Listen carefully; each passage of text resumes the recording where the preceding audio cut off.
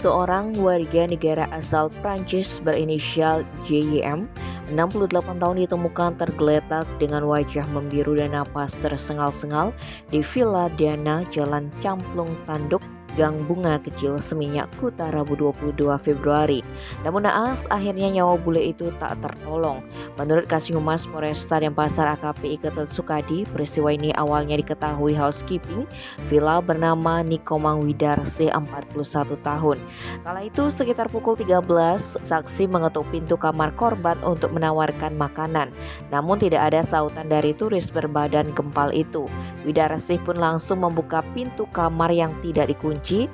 Dia kaget karena mendapati korban dalam posisi terlentang di tempat tidur dengan wajah sudah membiru dan badan berkeringat tapi masih bernafas. Wanita itu segera memanggil karyawan lainnya agar menghubungi dokter. Selain itu, saksi juga menghubungi bule wanita berinisial A selaku partner GYM.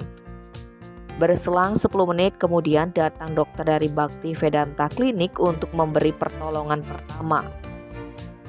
GYM yang nafasnya terlihat tersengal-sengal lantas diberikan oksigen, namun upaya itu tak membuahkan hasil. Nyawa korban tak bisa diselamatkan sehingga kejadian ini dilaporkan ke Polsek Kuta. Hasil olah TKP petugas tidak ditemukan tanda-tanda kekerasan di tubuh korban. Selain itu di atas meja ruang tamu ditemukan berbagai obat-obatan. Dugaan sementara korban meninggal karena sakit. Tim Bali Express melaporkan.